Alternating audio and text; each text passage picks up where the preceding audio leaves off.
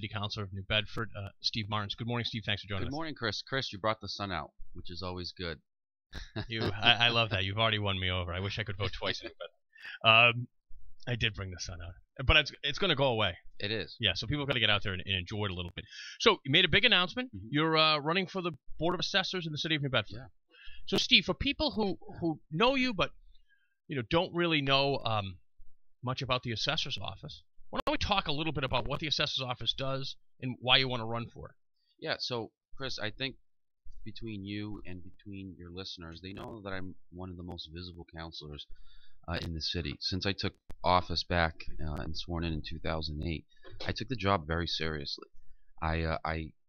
Inside of City Hall, we have obviously plenty of meetings.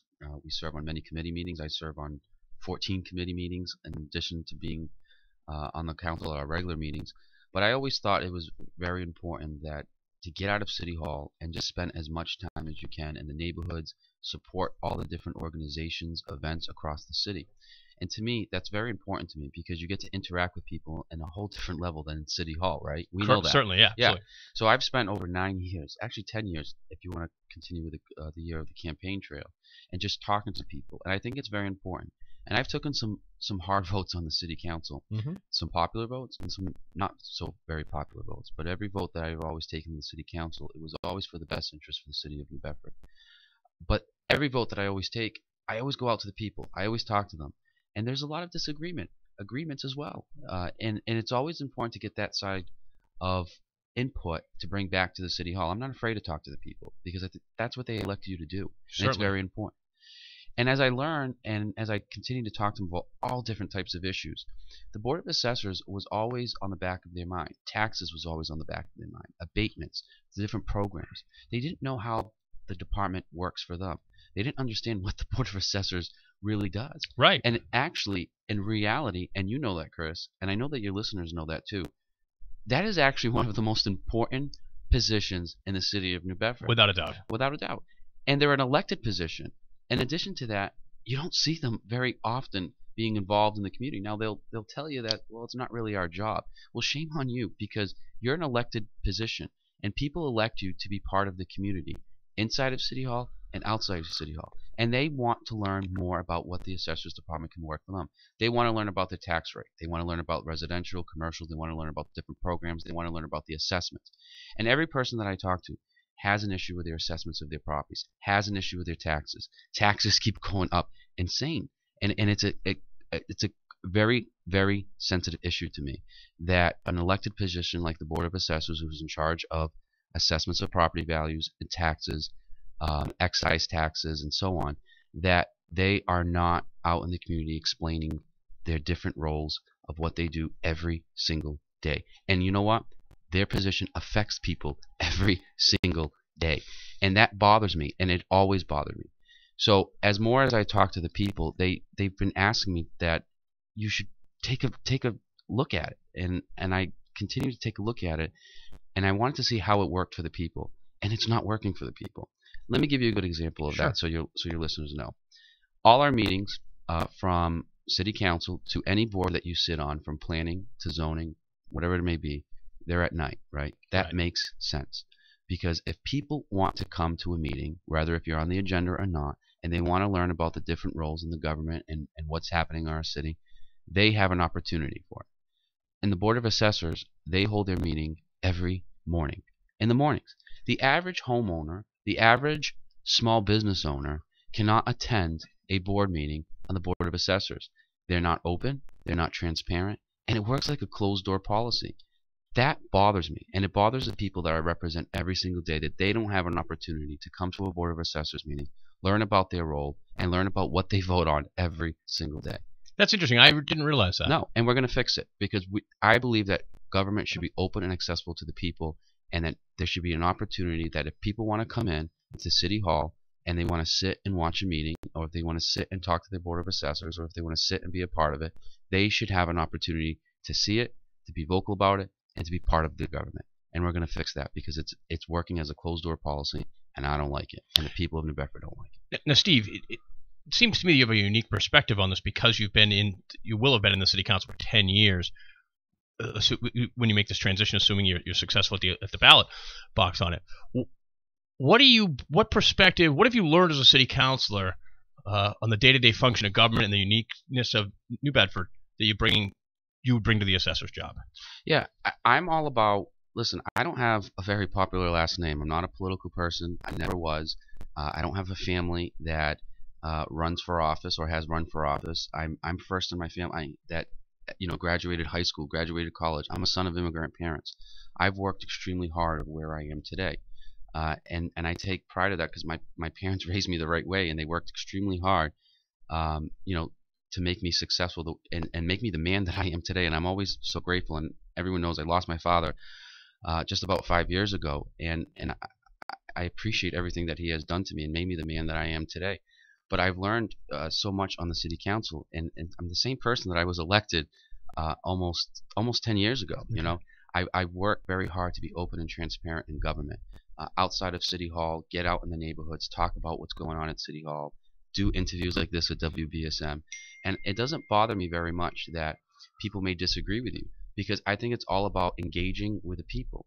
And I'm going to give you a good example that I was a person that spearheaded it. And that was the open checkbook in the city of New Bedford. It always bothered me that the council has always voted on different transfers, the budget, and people don't understand what we do with the finances in the city of New Bedford, right?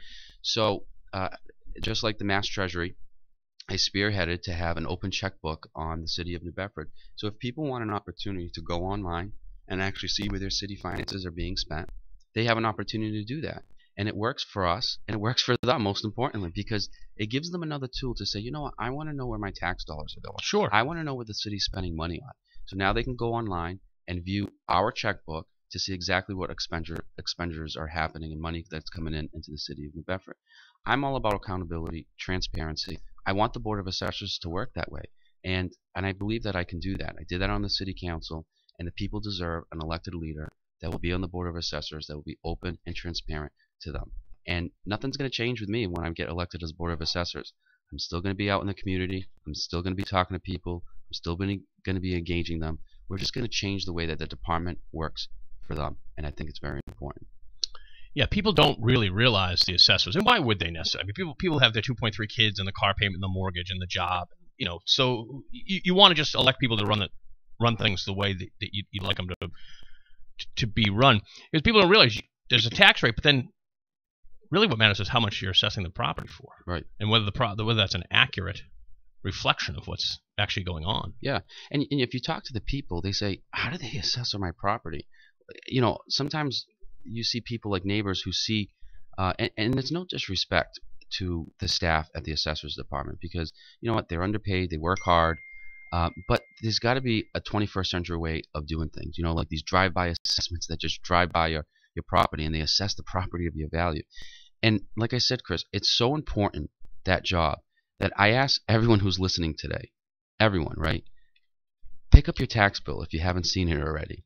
And if you're happy with it, then please be my guest and vote for the incumbent who's been there for over 2 decades. Please do so. If you're not, let's open communication with the assessors department. I'm going to give you another good example about transparency, why it's always working behind closed doors, in addition to holding Tuesday morning meetings that doesn't work for people who actually want to attend, because Board of Assessors are completely out of touch. People are working more than one job, and the morning meetings don't work. In addition to all the meetings being televised, if you can't come, Board of Assessors are not televised. It's an elected position, and you don't have them on cable access in case if someone is working more than one job or is putting food on the plate for their children, they can't make it to City Hall at night, which the new meetings will be, is that they can click on the cable access channel and actually see what your government leaders are doing. Sure. And that hasn't happened. And I'll give you a good example of why I will change that. That when I became president in 2012 on the City Council, and I scheduled the budget meetings, it bothered me that the City Council would go in budget session and not have it on cable access. That's not being transparent. In 2012, and first time in history in the city of New Bedford, I put our budget sessions on cable access to give people an opportunity that if they can't come to City Hall because they're too busy working more than one job, putting food on their plate for their children, that they can actually put on the TV and watch it at their time to see what their elected leaders are doing, how they're voting on the budget, what questions are being asked for the departments, and it's all about transparency. And we're going to take that same type of transparency that I put on the City Council into the Board of Assessors, because that job is too important and people need to know what they're doing because they're elected by the people. We're speaking with Steve Martins, who's the current Ward 2 City Councilor, but then it'll be 10 years when you leave the end of this term. He's running for assessor in the city of New Bedford. Steve, in your 10 years on the City Council, as you said, you took some. Hey, you always get to take some favorable votes, but you do have to take some hard votes. What things do you point to as accomplishments? So this one about televising the budget meetings, that's very interesting, and it keeps you a theme of transparency. What other things have you accomplished that you want people to know and to build on? Yeah, I mean, like I said, I've always run on accountability and transparency because that's common sense, and that's what people want in politics, and that's what the people want from elected leaders. And they want you to spend time inside of City Hall, but they want to know what you're doing, and they should be knowing what you're doing. And they want you to spend time outside of City Hall. And I collect a stipend on the City Council, but if you follow me on social media, you know that I'm everywhere in the city of New Bedford supporting all our organizations, and I love doing that. But many of the accomplishments that I'm very proud of is one is Riverside Avenue. We have the Riverside Bank lofts, we have the Management lofts, we have Victoria Riverview lofts, all located there on Riverside Avenue. When I took office, the people at Whalers Place and Whalers Cove, I mean, it was like a rundown area down there, and there was no life down there. It wasn't a neighborhood feeling. There was a lot of investment that was that I worked with economic development to put in that specific area to bring residents into mills, to convert mills into apartments. And most importantly, it brings tax revenue into the city of New Bedford, and that's what we need. We need more tax revenue coming into the city of New Bedford to keep taxes stable and low. And now, if you go down Riverside Avenue, it's thousands of people. There's life there, and I've taken pride of that. We revitalized our city parks too. We've added many things from CDBG funding at Brooklawn Park, for example, and Riverside Park. And then we also have the International Marketplace that we spearheaded in making sure that we bring life back into Cushing Avenue. Listen, I've always said it on the City Council. I'm a big supporter of downtown. And I've always supported downtown. I eat at all our local establishments, especially downtown. But at Cushing Avenue, they are the lifeblood as well too. Absolutely. And they're the forgotten child always. Amazing. So if you hear me on the City Council saying that's great about downtown, but what's good for downtown, it's good for Cushing Avenue too, because you got the best small shops along Cushing Avenue, the best small retail shops, the best bakeries, the best restaurants. There's a lot of life there as well too, and we can never forget that. And I mean, a couple of years ago, we bought some decorations there from some special funding that we put on Cushing Avenue because they were vocal about it. And one of the proudest things that I've done a couple of years ago is at the meter funds. I was as current, I should say, chairman of the City on Ordinance Committee for the past 9 years in creating laws. I noticed in working with the administration that the meter revenue on Cushing Avenue wasn't being spent on Cushing Avenue. And that bothered me a lot. Sure. So we created two funds a couple of years ago. It's the Downtown Enterprise Fund and the Cushing Avenue Enterprise Fund. So now that there's specific money located in the Cushing Avenue Enterprise Fund, that we can spend money only on Cushing Avenue. So you're going to see some improvements this year. I've talked to the administration that we can utilize the money for infrastructure, create new sidewalks, and fix the streets, and the awful painting along the streets that cars are parking in front of meters and they can't see the lining. So I've asked for thermal painting as well. So the money that's being put into Cushing Avenue, we want to make sure it gets reinvested. And no disrespect to the downtown, and that's what was happening. A lot of money was going to downtown, but this fund is now protected. In the budget now, for the first time this year, there's going to be $75,000, which seems like a lot, but if you break it down on what the infrastructure costs at Cushing Avenue, it's not a lot, but it can do some great improvements and help the small businesses along the Cushing Avenue. Yeah, Steve, I don't live in New Bedford. I live in Fairhaven, but my father worked in the school system over there. We lived in New Bedford at one time. I feel like the city of New Bedford is really a city on the rise. And I don't just say that as a cheerleader. I do some Boston radio. I've had the mayor up numerous times to talk about all the great stuff that's going on in the city. And you're right. You start to look at places like St. Anthony's Church. People from all over the place. I can't tell you how many weddings I've been to people who are from outside the area, but they rent. The church is such a beautiful church. Reminds me of stuff I saw in Rome. Right. And, there are just such great things going on in the city. Hey, look, it's a city. It's going to have problems. Nothing you can do about that. There's crime. Of course there's crime. But I feel like it's a city really on the rise. Talk a little bit about where you see the city going in the future. Yeah. And Chris, it's funny that you said that, because when I took office back and I got sworn in 2008, well, when I ran in 2007, as you know, it was like a Great Depression here in the city of New Bedford, right? Right. And then I scratched my head a couple of times because people say, "Do you really want to do this?" Because you're about to enter office in this depression where unemployment was in high double digits here in New Bedford. People were losing their jobs. Budget wasn't the greatest. There was a lot of layoffs that were happening. And I took office because I wanted to do the best that I could. I was qualified to do the job. And I wanted to bring a new perspective to government that I could help put New Bedford back on the map. I want to be part of this team that puts New Bedford back on the map. And that's what we did. It was a lot of work. A lot of long nights that we spent on the council, a lot of tough decisions that were made. A lot of times I'd go home and really cry. It really bothered me that much that sometimes you had to make these decisions for layoffs, for instance, for example. And that's what happened with our police department, with our fire department, municipal employees. And that was an issue that wasn't just happening in New Bedford. As you know, back then, it was happening all across the state. Local aid just wasn't there, and decisions had to be made on the state level that affected cities like New Bedford on a big level, and that bothered me every day. But we kept at it. We worked very hard in trying to be very conservative. I worked very hard in making sure to try to bring new tax revenue into the city of New Bedford with the administration, with the Lang administration, to be exact. And as time went on and decisions had to be made, you started seeing this lift slowly happening. Now, people may know or may not know too, I had a double hit back when I was elected, because not only did I represent the city of New Bedford, but I also worked at the New Bedford Career Center. That's right. I forgot about that. Yeah. And then I also ran that office. So I was in charge of all the job placements. I was in charge of unemployment. So that's a lot of work at that time in the city of New Bedford. I got the double hit, right, at that time, because I had people that recognized me that came down. I was hearing about their stories, about their jobs. And then once I left there at 5 o'clock, I was going to City Hall and making those decisions too.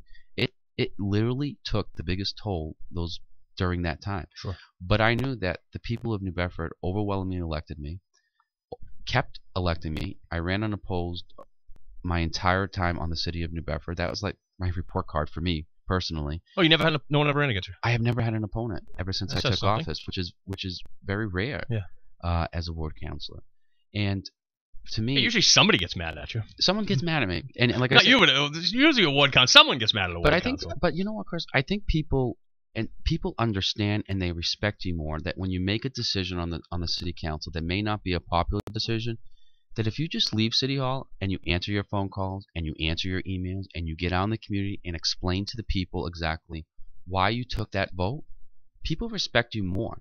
They may not sometimes agree with you, because maybe they don't fully understand why you had to take that vote. Right. But they respect you more when you return that phone call and you actually explain to them and break down to them that you take the time and speak to the people.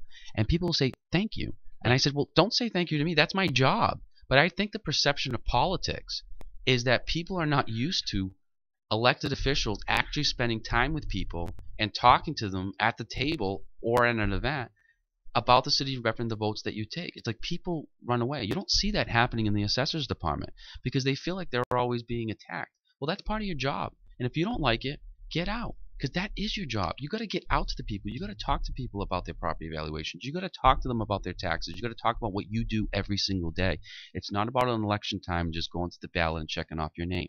Shame on that way of politics. I've always run against that. I'm going to run against that again this year. I believe that the Assessors Department should be outside of City Hall and working for the people and explaining everything that they do on a daily basis. We're speaking with Steve Martins, who's running for assessor in the city of New Bedford. He's currently the Ward 2 City Councilor. We just got a couple minutes with you left here. I'm going to get you out of here. But before you go, you got some wonderful ideas. You got a lot of experience, but at the end of the day, you got to get elected. How's the campaign going? Yeah, the campaign's going great. We just did our kickoff on Friday, which was absolutely amazing. We held a kickoff event at New Bedford Sports Club, which almost had about 400 people there, and we raised some good money. It's probably the worst part of my job that I hate doing is doing that type of campaigning. But Chris, it has to be done. There's money that has to be spent. Radio ads cost money, and radio ads cost money as well too. It's like $50 or $60 every radio ad that you hear. But that's the type of person that I am. When I put myself on a ballot, I'm all in, and I'm all in not for me, but for the people of New Bedford. And it's very important to me that no matter what happens in this race, whether I run against nobody or whether I run against 10 people, I'm all in, and I'm spending money, and I'm out on the field. And I can tell you this, it's not because it's a campaign year. I think people of New Bedford are smart when they elect people, right? They know that on a campaign year and a non-campaign year, I'm outside, I'm out there in the neighborhoods, I'm talking to people. I have a full agenda today. I'm out there supporting organizations. I'm wearing my sticker very proudly. We've got bumper stickers out there, and that's what's going to happen all the way to November. I'm one of the most visible elected leaders in New Bedford, and nothing's going to change with that because people deserve elected leaders that work for them. And you're going to get the hardest working assessor that you have for them. I promise them that. Thanks for watching. And if you would like to get more videos like this, please hit the subscribe button below on the WBSM channel. Subscribe to WBSM, and that way you'll always get the latest videos here from Sunday Brunch and the other wonderful programs on WBSM.